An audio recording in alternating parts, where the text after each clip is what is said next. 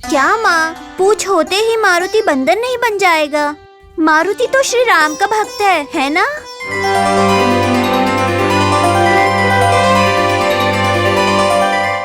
है ना तात्या? बस उसी तरह इंसान के रूप में होकर भी पागल की तरह बर्ताव करने पर भी बाबा भगवान है, वो पागल नहीं है तात्या।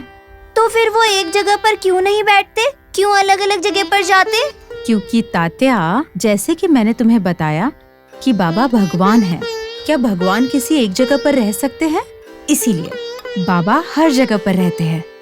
अच्छा, ये बात है। हाँ तात्या, बाबा हमारे बीच में रहने वाले भगवान हैं। एक तरह कबीर दास, रामदास की तरह है वो। ये बात तो मेरे ध्यान में आई नहीं। चलो चलते हैं। मामा, बाबा, मामा, बाबा, मामा,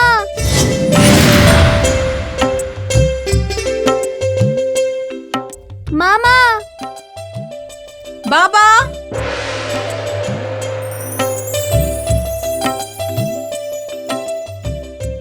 मामा कहाँ हो सकते हैं माँ?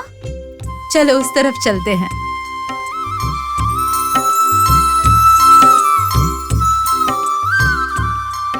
सुनो भाई। हाँ बोलिए बहन। तुमने कहीं साई को देखा? कौन वो फकीर?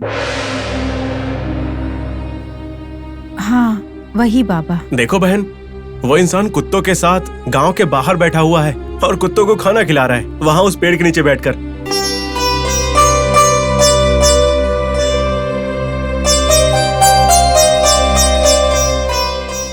वहाँ वो फकीर उन कुत्तों को खाना खिला रहा है और आप उसे खाना खिलाने जा रही हैं। देखो भाई, इस तरह बाबा के बारे में छोटी बात मत करो, बड़ी गलती हो जाएगी। आप इस तरह समय और स्थान का पता न रहने वाले उस पागल को खाना देंगे, सबसे बड़ी गलती तो यही होगी।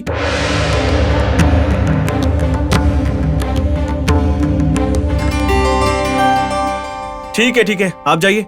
वो पागल खाने का इंतजार कर रहा होगा। पता नहीं कहाँ से आ जाते हैं। इन लोगों को बाबा का महत्व आज पता नहीं चलेगा। आगे जाकर जब पूरी दुनिया बाबा की ओर देखेगी, उस दिन ये सब लोग, अरे बाबा हमारे साथ ही थे, हम में से एक थे और हमने उन्हें पहचाना नहीं, ये सोचकर दुखी होंगे। चलो तात्या।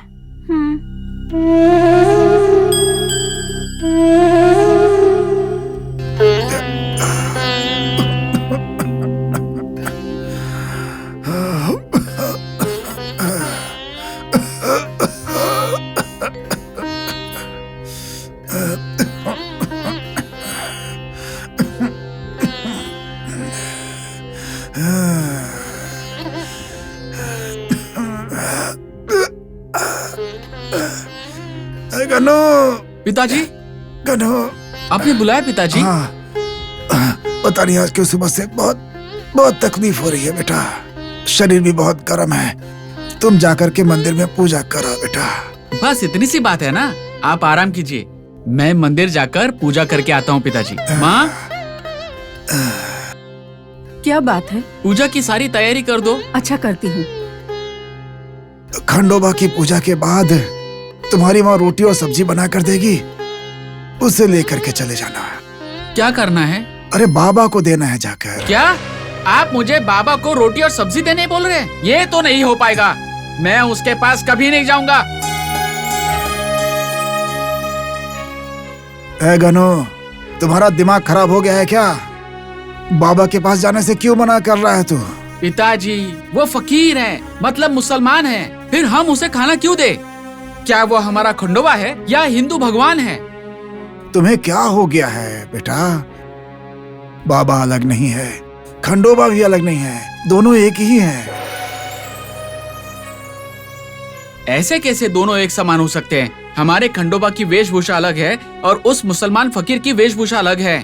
हमारा खंडोबा तुम्हारे और मेरी तरह माथे पर तिलक लगाते हैं, लेकिन उस मुसलमान फकीर का माथा खाली रहता है। फिर कैसे दोनों एक समान हो सकते हैं?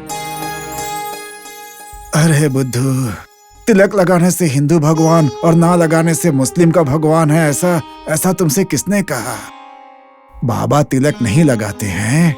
हाँ, इसका मतलब ये नहीं है कि वो लगाते ही नहीं हैं। अरे जब ठीक लगेगा तो लगा लेंगे वो। बाबा इस कलयुग के लिए वरदान है बेटा, उनको हिंदू मुस्लिम बोलकर अलग मत करो। क्या पता क्या वरदान है। पिताजी, मैं एक सवाल पूछूं? पूछो। अभी आप जिसे भगवान मानते हो वो फकीर बाबा, अगर वो भगवान है तो भीख मांगने की क्या जरूरत है? अगर भगवान है तो भीख नहीं मांगनी चाहिए ना? देख गनो, जिन्हें दान करने की क्षमता होती है उनसे मांगने में कोई बुराई नहीं होती है। इसे भिक्षा नहीं कहते बेटा। और क्या कहना चाहिए? बेटा ये कहना चाहिए कि हम नेक काम कर रहे हैं, और क्या। लेकिन भीख देने से ऋण कैसे कम हो जाता है? ऐसा लगता है बाबा ने तुम सब पर जादू टोना करके रखा है और आप उसी को बड़ा भगवान समझकर जी रहे हो। जी लीजिए, जी लीजिए। आगे जाकर एक दिन सबको पता चलेगा कि वो एक ढोंगी बाबा है। माँ, पूजा का सामान ले आओ। ला रही हूँ। ये लो। हे भगवान, आज इसको पता नहीं क्या हो गया है। बाबा के बारे में गलत बात कर रहा है। हे बाबा, मेरे बेटे ने जो कहा उसके लिए उसे क्षमा करना बाबा। बुरा मत मानना प्रभु। सुनिए, आप परेशान मत होइए, आराम कीजिए। उसने जो कहा सुना तुमने? हाँ सुना। ऐसा कुछ भी नहीं होगा, सब कुछ ठीक हो जाएगा। आप आराम कीजिए, सो जाइए थोड़ा।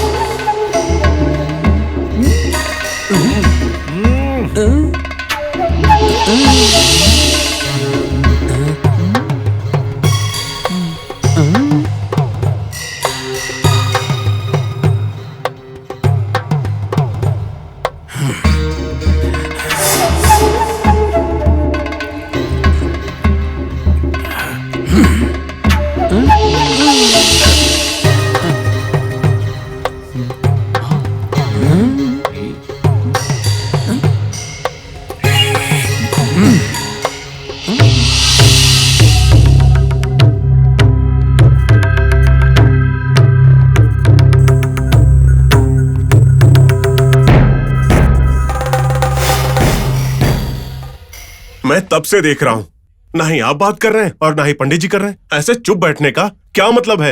बताइए। क्या मतलब? मतलब है कि हमारे साहब को आपसे बात करने की कोई इच्छा नहीं है ना? बिल्कुल सही बोल रहे हो। चुप रहो तुम दोनों। सरपंच जी, सबसे पहले इन दो बंदरों को अपने साथ लेकर घूमना बंद कीजिए। दोनों के दोनों नालायक हैं। ओ भाई, अगर हम दोनों नालायक हैं, हमारे सरपंच जी हमारे साथ होते हैं तो वो भी नालायक हुए क्या? क्यों सरपंच जी, सही कहा ना? ए बेवकूफ लोगों, मेरी सारी इज्जत उतार देते हो। अपना मुंह बंद करके नीचे पड़े रहो। उठ के खड़े हो जाओ। पंडित जी, इन बेवकूफों की बातों पर ध्यान मत दीजिए। पहले ये सोचिए कि उस फकीर को हमारे गांव से कैसे भगाएं। सरपंच जी, ये सोचिए कि उस फकीर को इस शिरडी से बाहर कैसे निकालना है। तुम दोनों बकवास बंद करो।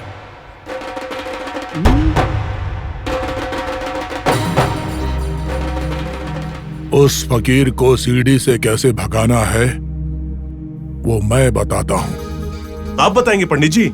तो बताइए, उपाय क्या है? वो फकीर जात का मुसलमान लगता है। नहीं पंडित जी, उस फकीर की चाल ढाल देखकर लगता है कि वो हिंदू है। उसके चाल ढाल से हमें कुछ भी नहीं करना है सरपंच जी। देखने में तो वो मुसलमान लगता है ना। तो क्या? अगर वो फकीर जल्दी से सीढ़ी छोड़कर नहीं गया तो तकलीफ हम दोनों को होगी, क्योंकि हम लोगों की दवा दारू करके अपना जीवन बिता रहे हैं। पर उसके लिए करना क्या होगा ये तो बताइए। इस सीढ़ी में हिंदू और मुसलमानों के बीच में दंगा करवा देंगे हम लोग। क्या? दंगा फसाद? ठीक कहा।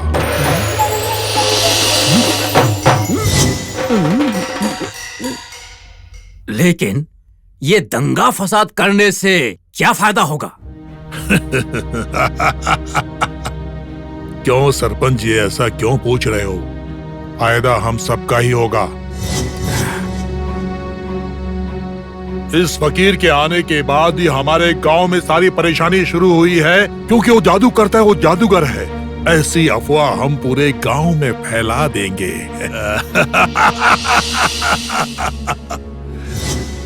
देखते रहिएगा, भाई भाई जैसे रहने वाले इस गांव के लोग बाबा के आने के बाद ऐसा हुआ है बोलकर उससे पत्थर मार मार के भगाएंगे। पत्थर मार मार के बाबा को नहीं भगाना चाहिए, इतनी गलत योजना देने वाले तुमको भगाना चाहिए। अरे मूर्ख, क्या बोला तूने? अरे क्या बोला क्या? बाबा को पूरा गांव पसंद करता है। उनको सारा गांव मंत्रवादी तंत्रवादी कहता है। पंडित जी, राम पंत बिल्कुल सही कह रहा है, क्योंकि शिरडी के लोग आजकल बाबा की ओर बहुत प्रेम दिखा रहे हैं। जब ऐसा है तो इस समय बाबा का बुरा प्रचार करना मुझे सही नहीं लग रहा है। ठीक है, तो फिर मुझे क्या करना है ये आप ही मुझे बताइए।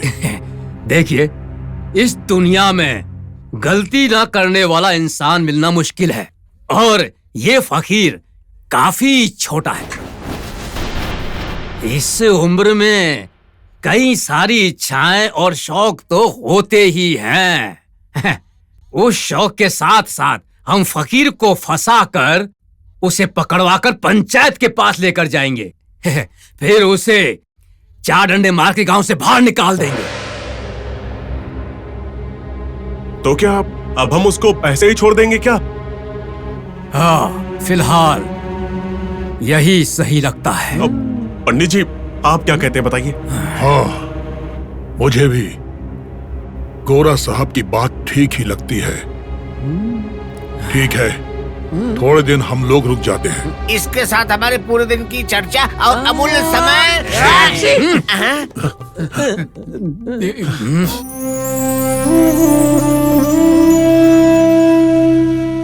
बाबा,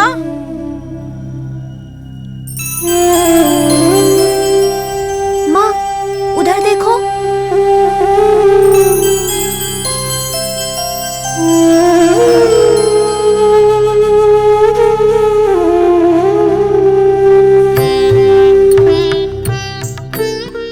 चलो।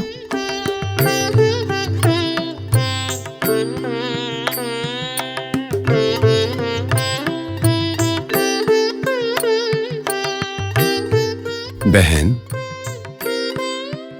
अपने इस भाई को ढूंढने में ज्यादा तकलीफ तो नहीं हुई ना? बैठो। भगवान को देखने सब लोग पैदल ही जाते हैं। अगर भगवान पर्वत पर विराजमान है तो मुश्किल हो या आसान, वो पर्वत चढ़कर दर्शन तो करते ही है ना। ऐसे में आप जैसे महात्मा को, जो मेरे गुरु हैं, उन्हें ढूंढते हुए आने में मुझे कैसी तकलीफ होगी? बदले में मुझे बहुत ज्यादा खुशी हो रही है बाबा। इस गरीब फकीर से तुम्हें कितनी ममता है बहन। मुझे तो ये लगता है पिछले जन्म में शायद तुम मेरी मां थी। मेरे लिए तुम कितनी तकलीफ उठा रही हो। ये प्यार, ये वात्सल्य, ये बहुत बड़ी चीज है। बाबा, जब आप मुझे दिल से दीदी कहकर बुलाते हो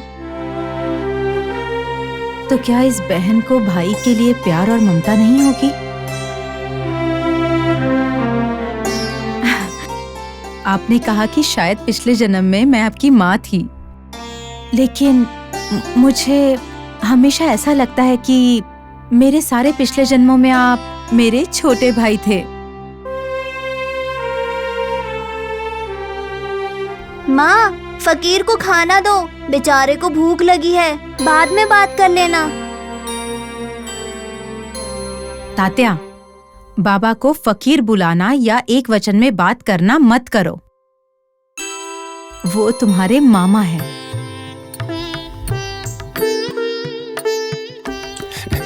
बाबा मेरे मामा है। हाँ तात्या, बाबा तुम्हारे मामा है और आज के बाद तुम उन्हें मामा कहकर ही बुलाओगे, ठीक है? ठीक है माँ, अब तो मामा को खाना दो। अभी देती हूँ।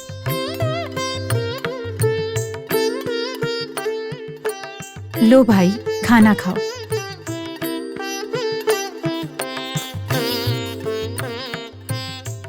अपने घर से ही अगर याद कर लेती तो काफी होता, मैं वहीं आ जाता। तुम्हें यहाँ आने की तकलीफ नहीं उठानी पड़ती। तुम रोज इतनी तकलीफ उठाकर मेरे लिए खाना क्यों लाती हो? इसीलिए कहती हूँ, बाबा आप हमारे शिरडी गांव आ जाइए, फिर हमें भी खुशी होगी और तकलीफ भी नहीं होगी। हाँ मामा, आप शिरडी आ जाइए, आज ही आ जाइए। जरूर आऊंगा। तात्या, मेरे वहां आने का अभी समय नहीं आया है। सही समय पर अपने आप आ जाऊंगा। वो समय जल्दी आए, यही हमारी इच्छा है। खाना खा लीजिए।